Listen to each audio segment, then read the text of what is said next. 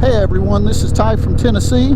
I am an IT professional and a motorcycle enthusiast, and today I've got one question for you. Is social media ruining your life?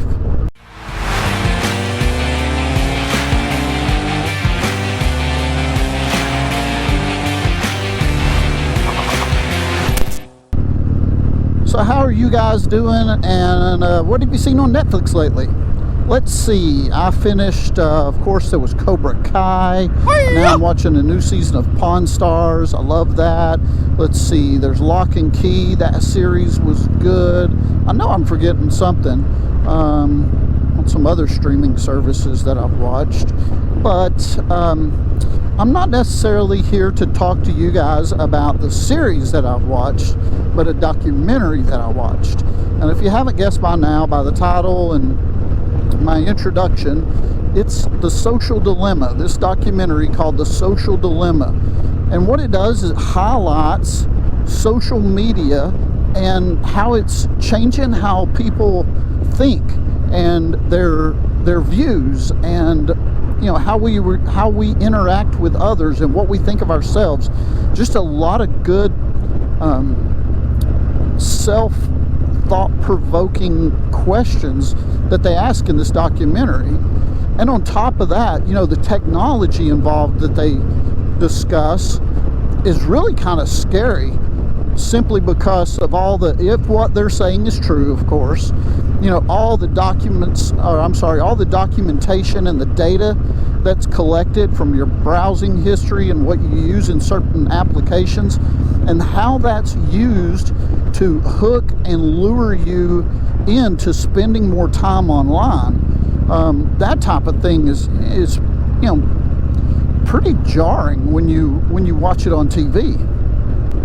So I don't know what you guys think about Google saving your search history and your browsing history and all that stuff. I mean, yeah, there's privacy issues there that I don't think is really anybody's business.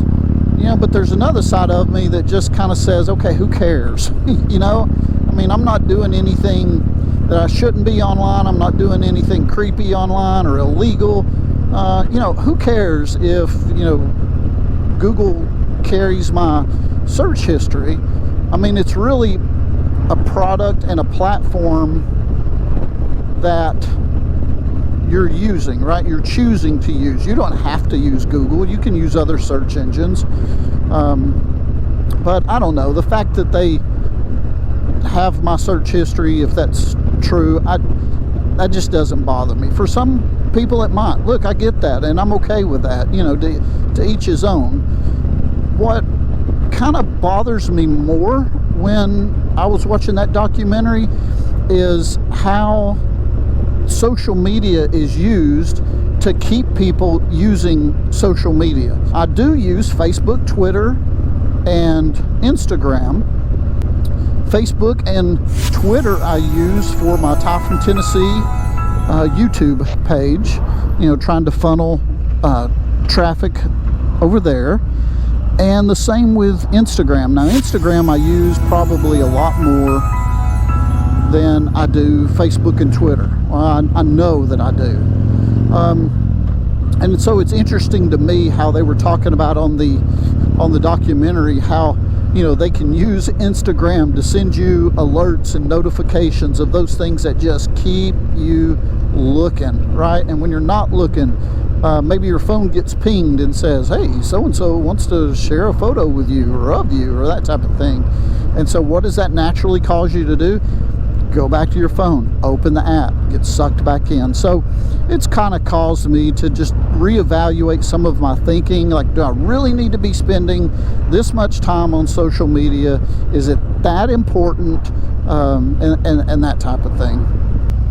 One of the other factors that I think about a lot when it comes to YouTube, and this is one of those things that crosses YouTube on so many different levels, is numbers. We need to put out a certain amount of videos, or at least I'm told you need to put out a certain amount of videos to kind of trigger the YouTube algorithm and then we look at our watch time, those numbers, subscriber count numbers, likes and dislikes numbers, all of those things. And if we're not careful, we'll begin to really judge ourselves based off of some arbitrary number that we decide subjectively, okay, this is good or this is bad. And I'm guilty of that. I'm most definitely guilty of that.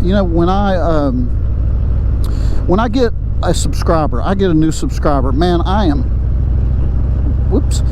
absolutely overjoyed. It just makes me so happy to get a new subscriber. Now, when I lose a subscriber, man, that wrecks me. I hate it. I absolutely hate it. And I probably shouldn't, right? It probably shouldn't matter one way or the other, but it really gets under my skin. It's one of these things that, I wish I had the opportunity to talk to that individual and just, okay, what did I do well? What did I not do well? And those type of things. And, then I have to think about, okay, am I really going to let some number or somebody who's just like, okay, this video isn't doing it for me, am I going to let somebody wreck and ruin my day or my weekend?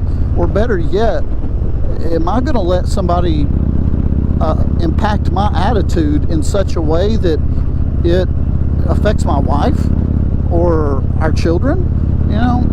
There's no way I'm going to let that happen. There's just no way. So it's kind of caused me to reflect on that a little bit. Now, I don't want to say that those numbers don't mean anything, because they most certainly do. We want to strive for excellent content. We want to strive to survivors.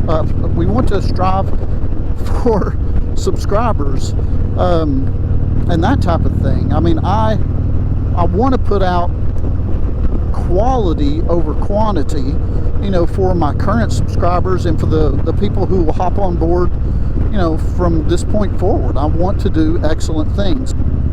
This is just a quick reminder that our self-worth as people, as human beings, is not tied up in some type of number. It's not tied up in how well your YouTube videos are put together or edited or that type of thing, but about those people that we care about. And I think that's what's most important. So if you guys like this video, please give me a thumbs up.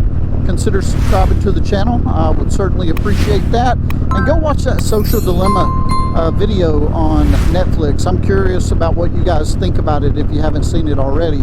I hope you have an excellent day, and we will talk to you again soon.